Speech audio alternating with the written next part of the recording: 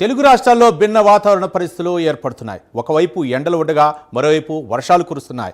రాబోయే 48 గంటల నుండి 4 రోజుల పాటు ఏపీ, తెలంగాణలో ఉరుములు అలాగే ఈదురుగాలులతో కూడిన తేలికపాటి నుంచి ఓ మోస్తరు వర్షాలు పడే అవకాశం ఉంది.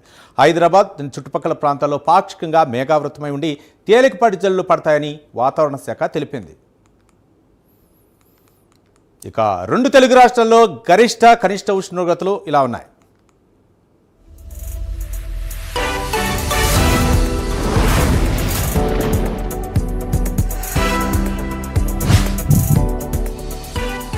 తిరుపతి విషయానికి వస్తే గరిష్ట ఉష్ణోగ్రత 40 డిగ్రీల సెల్సియస్, కనిష్ట ఉష్ణోగ్రత 23 డిగ్రీల సెల్సియస్. కర్నూలు విషయానికి వస్తే గరిష్ట ఉష్ణోగ్రత 40 డిగ్రీల సెల్సియస్, కనిష్టం 25 డిగ్రీల సెల్సియస్.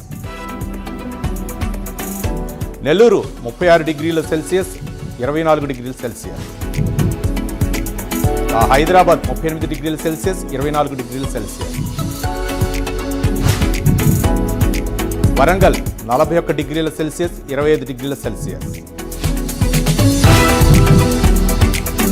విజయవాడ 39 డిగ్రీల సెల్సియస్, 26 డిగ్రీల సెల్సియస్.